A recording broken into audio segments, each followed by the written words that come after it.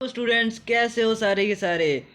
Important question के series में आज हम लोग का ईटीपी का चैप्टर 3 कंप्लीट होने वाला है, जिसका नाम है इंटरप्राइज मार्केटिंग या मार्केट असेसमेंट यानी विपणन अथवा बाजार मूल्यांकन। तो चलिए बिना किसी देरी के हम लोग देखते हैं अपना क्वेश्चन।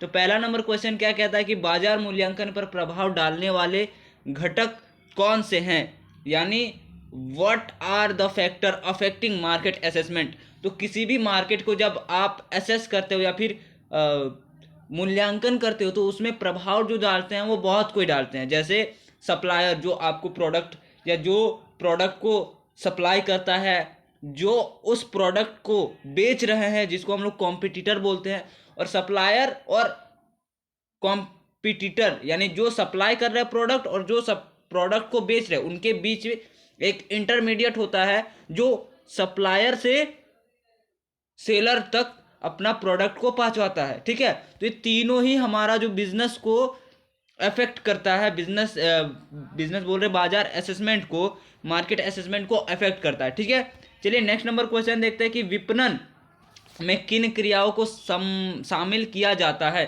यानी व्हाट इंक्लूड मार्केटिंग। तो मार्केटिंग बेसिकली मार्केट में क्या होता है, सिंपल देखिए, अगर आपको आंसर नहीं आ रहा है या आंसर आपको निकालना है तो कैसे निकलेगा। बाजार अब जाते हैं तो किस लिए जाते हैं, आप खरीदने जाते हैं या कोई कोई बेचने जाते हैं। ठीक है, तो जब बाजार में कुछ चीज़ खरीदा जाता है तो उसको बेचने वाला भी कोई है, और अगर कोई बेच रहा है तो उसको खरीदने वाला भी कोई है। तो बाजार में बेसिकली दो काम होता है, एक खरीदने का और एक बेचने का। एक खरीदने वाला और एक बेचने वाला, सी में दोनों दिया है तो सी दोनों। ठीक है, यहाँ हमारा ऑप्शन नंबर सी करेक्ट होगा।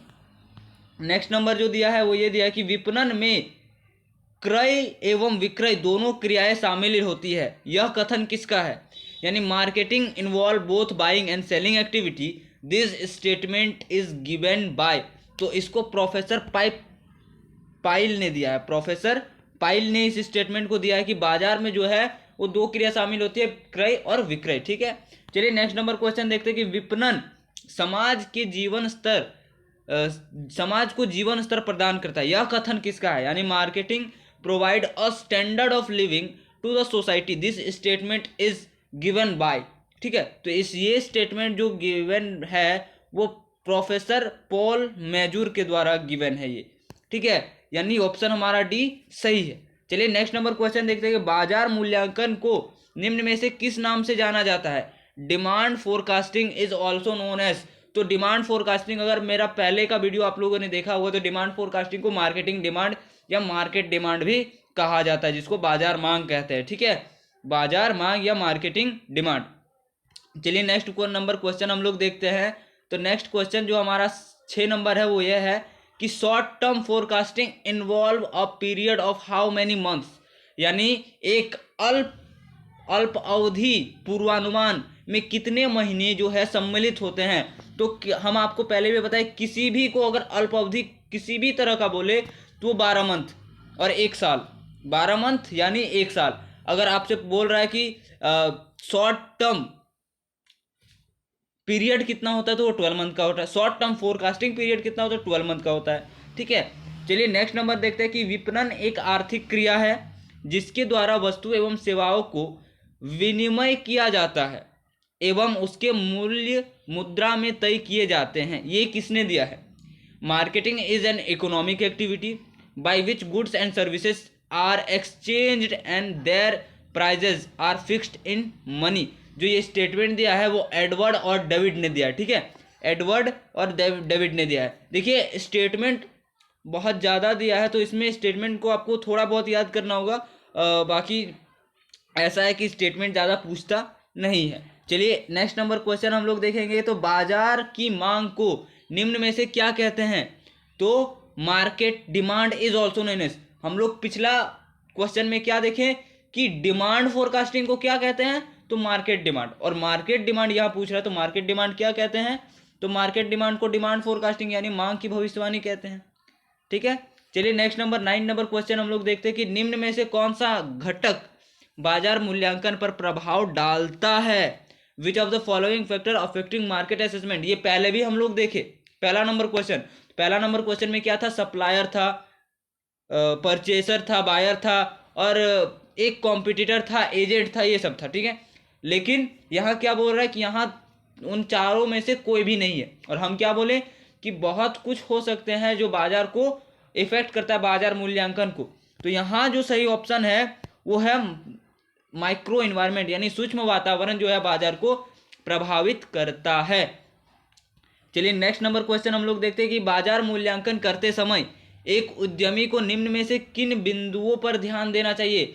Which of the following point should an entrepreneur keep in mind while making market assessment, यानी एक बाजार का मूल्यांकन करते समय, या ऐसा समझिए कि अगर कोई एंटरप्रेन्योर है वो चाहता है कि बाजार को पढ़े कि बाजार का हाल कैसा है, क्या हाल है, तो उसको क्या क्या चीज़ का ध्यान रखना होगा। तो उसको पहला चीज़ डिमांड दिया है, ठीक है, देखिए मांग, तो पहला उसको ये देखना होगा कि बाजार में कौन सा प्रोडक्ट का डिमांड यानी मांग ज़्यादा है, ठीक है। उसके बाद ये देखना होगा कि पूर्ति कैसी है, यानी सप्लाई, और सप्लाई के अंडर कंपटीशन कैसा है।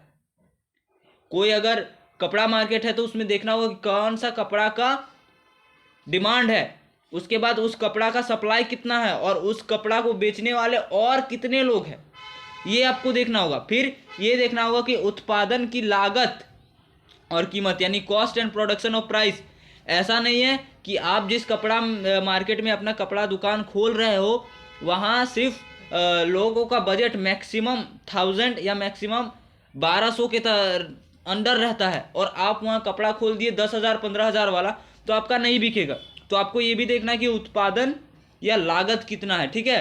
तो हमारा जो सही ऑप्शन है वो ऑल ऑफ दीज, यानी सभी है, इनमें से सभी। एक एंटरप्रेन्योर को सभी चीज़ यानी मांग, डिमांड, पूर्ति और प्रतियोगिता है, जिसको हम लोग सप्लाई एंड कंपटीशन बोलते हैं, और उत्पाद की लागत और कीमत यानी cost and price of product, इस सब को देखना होगा। चलिए नेक्स्ट नंबर क्वेश्चन नहीं, ये 10 नंबर तक लास्ट क्वेश्चन था।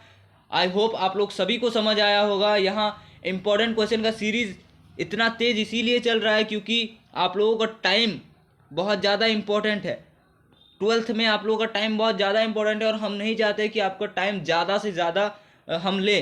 क्यों? क्योंकि आपको जितना जल्दी समझा पाएँ उतना जल्दी मेरा लिए काफ़ी है, और आपका भी टाइम बचेगा, मेरा भी टाइम, ठीक है। इससे क्या होगा कि आपको और कुछ पढ़ने का टाइम मिल जाएगा। तो चलिए, अगर वीडियो पसंद आया तो सब्सक्राइब कर दीजिए चैनल को, वीडियो को लाइक कर दीजिए, और एक कमेंट कर दीजिए कि आप लोग और कौन सा चैप्टर का या कौन सा सब्जेक्ट का वीडियो चाहते हैं। चलिए, तब तक के लिए थैंक यू।